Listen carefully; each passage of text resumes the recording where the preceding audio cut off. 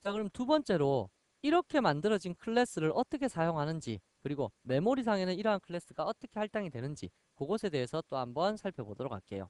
자, 첫 번째, 이렇게 만들어진 클래스 덩어리, 방금 전에 앞에서 설명한 그 클래스 덩어리를 생성하는 방법. 이 클래스 덩어리를 사용하기 위해서는 객체라는 것을 생성해야 되거든요. 객체는 여러분들 매트릭스 3 혹시 보셨는지 모르겠는데, 객체는 열쇠입니다. 열쇠, 키라고 불리는데요. 매트릭스 3에서도 그 비슷한 얘기가 언급되어 나오는데, 혹시 궁금하시면 영화도 한 편 감상하실 겸 매트릭스 3 한번 보십시오.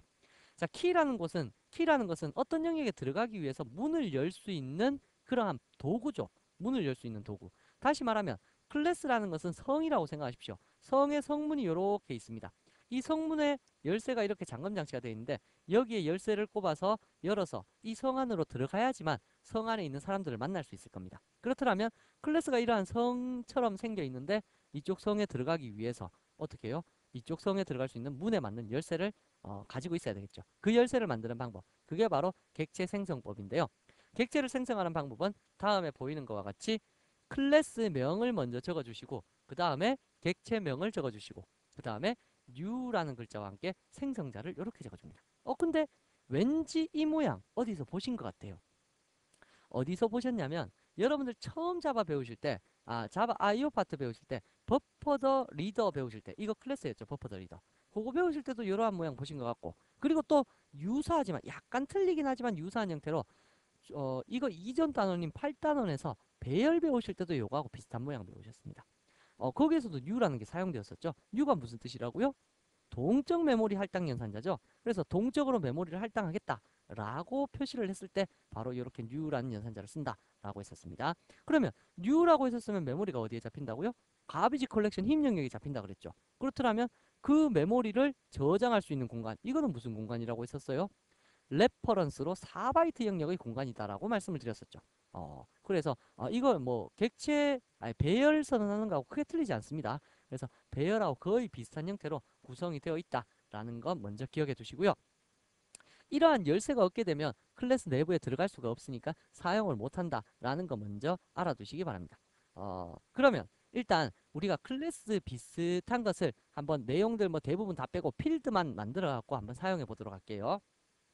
우선 두 번째 예제에서 여러분들께서 클래스를 약간만 더 이해를 해보시자라면, 첫 번째, 국어, 영어, 수학하고 그 이름 관리할 때 제가 이렇게 관리를 한다라고 말씀을 드렸어요. string name, integer kor, 다음에 integer eng, 다음에 integer math. 이러한 식으로 데이터를 관리할 수 있도록 만들어 놨다라고 했었는데, 이렇게 관리를 하니까 kor, eng, math 이름이 틀리기 때문에 매번 국어, 영어, 수학 점수를 물을 때마다 또 똑같은 코딩을 해야 됐다라는 게 불편한 점이었죠. 그것을 해결하기 위해서 우리가 썼던 방법이 뭐였습니까? 당연히 인티저 배열 서브라는 것을 하나 만들어서 세 개의 공간 이렇게 할당을 시키니까 배열로 관리를 하니까 좀 더 수월했었고, 얘는 포문을 통해서 데이터 입출력을 처리할 수가 있었다는 얘기죠. 근데 이제는 배열의 단점이 뭐였냐면, 배열은 동일한 자료형일 때만 이렇게 묶어 쓸 수 있다는 겁니다. 그런데 이것을 좀 더 보완한 것이 바로 클래스인데요. 바로 얘를 잘라내어서 임의의 클래스 AA라는 것을 하나 만들고, 이 안에다가 데이터를 넣어주면 이 AA라는 것 자체를 가지고 어떻게 해요? 요 두 가지가 전부 다 AA의 멤버로 귀속되기 때문에 이게 하나의 덩어리인 것처럼 해석이 되어서 취급될 수 있다는 얘기죠. 자, 이렇게 만들면, 그러면 여러분들께서 사용을 하실 때 방금 PPT에서 보신 바와 같이 객체를 생성해서, 다시 말하면 이 영역에 들어가야지만 뭐 네임을 쓰든지 서브를 쓰든지 할 수 있을 거잖아요. 그러면 여기에서 이 영역이 어떻게 들어갈 것이냐, 이게 성이란 얘기입니다. 성에 들어가려면 열쇠를 만들어서 열고 들어가야 된다 그랬죠. 열고 들어가기 위해서 형식이 AA라는 클래스명, 여기가 클래스명입니다. 클래스명을 먼저 적고, 그 다음에 객체명, 객체명은 사용자 정의 명칭입니다. 우리 배열 만들 때 배열명 있죠. 배열명도 사용자 정의 명칭이었죠. 이거하고 비슷합니다. 저는 그냥 AP라고 하겠습니다. A 포인트 이래갖고요.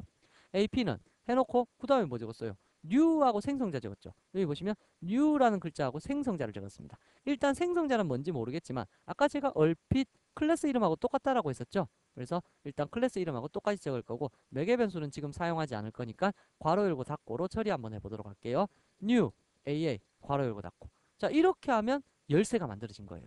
그러면 요 열쇠를 통하게 되면 이 안에 들어가서 막 휘젓고 다니면서 전체적으로 다 사용을 해볼 수 있다 라는 것이 이쪽 클래스의 객체 생성이라는 부분입니다. 그래서 이러한 객체 없이는 절대로 이 안에 접근을 못합니다. 그래서 이 성문을 들어가기 위한 열쇠의 개념, 이것이 지금부터의 관건이라는 얘기입니다. 이제 앞으로 클래스를 배우는 곳에 있어갖고는 이러한 객체 없이는 그 어떤 동작, 그 어떤 내용도 실행이 안 될 테니까 잘 알아두시고요. 요 객체.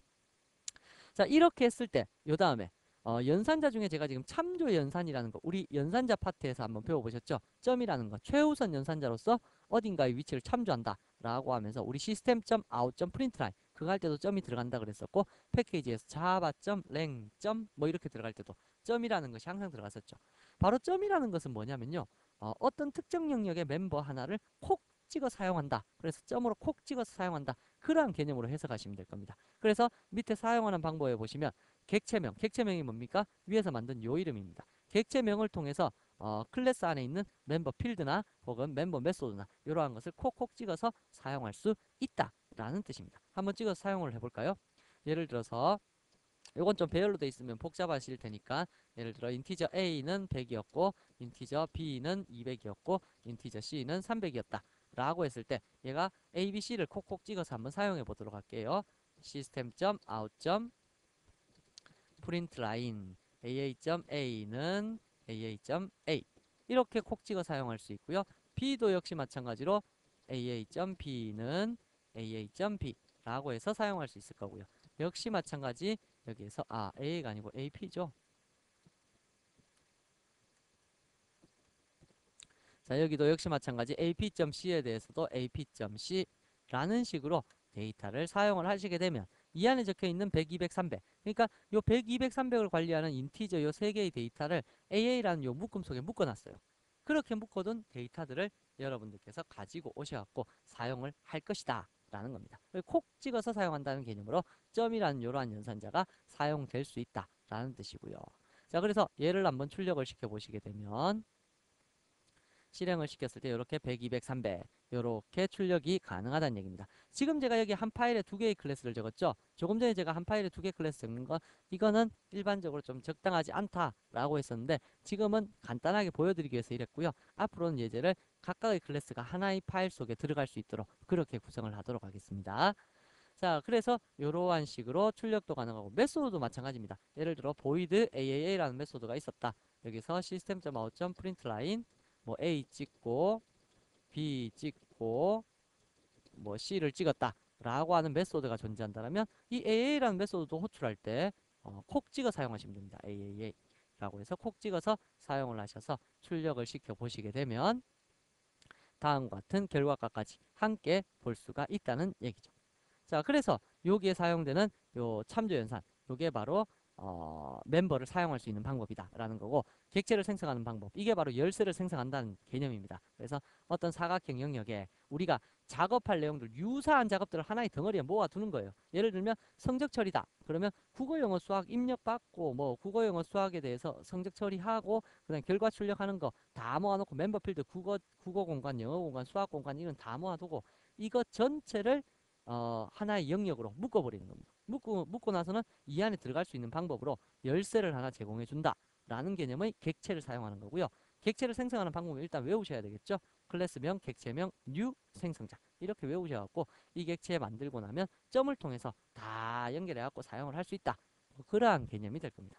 뭐 예를 들어 또 하나의 클래스가 더 있다 그랬을 때, 예를 들어서 여기에 클래스 BB라는 것이 또 있다 라고 해서 여기는 인티저 A가 500이에요. 다음에 여기는 인티저 B가 1000이에요. 이렇게 돼 있다 라고 하면 위에도 A가 있고 밑에 여기도 AB가 있고 위에 밑에도 AB가 둘 다 존재하죠. 이럴 경우에 여기서 A를 딱 찍으면 어떤 거 A를 얘기하는 걸까요? 당연히 AP가 뭡니까? 여기 보세요. AA라는 클래스를 통해서 만들어진 객체가 A죠. AP죠. 그러니까 AA 속에 있는 A를 얘기한다 라는 거고, 만약에 BB에 대해서 접근을 하고 싶다라면 여러분들께서 만약 BB라는 멤버에 대해서 접근을 하고 싶다면 또 하나 열쇠를 만드셔야죠. BP는 UBB라고 해서 만들었을 때 이렇게 하시면 system.out.println BP의 A는 얼마냐? 그러면 BP의 A를 출력을 해보시면 얘는 당연히 100이겠지만 얘는 얼마입니까? 얘는 500이죠. 그래서 어떤 것이 열쇠냐? 그래서 만약에 AA 열쇠 만드는데 BB로 들어가겠다 하면 열쇠가 맞을까요? 딴 집 들어가겠다 하는데 열쇠가 맞을 리가 없죠. 그러니까 BB라는 것을 객체를 만들었을 때 이쪽 열쇠를 통해서 들어가는 거고, 여기도 역시 마찬가지로 출력을 시켜보시면 BP.B는 BP.B라고 해서 AP.B와 BP.B는 차이가 있다. AP.B는 200, BP.B는 1000이다 라는 값을 각각 가지게 되는 거겠죠. 그래서 여기까지 여러분들께서 한번 객체를 어떻게 사용해야 되는지 그것을 기억해 두시고요. 그렇더라면 이렇게 사용하는, 요거 화면 좀 지우고요.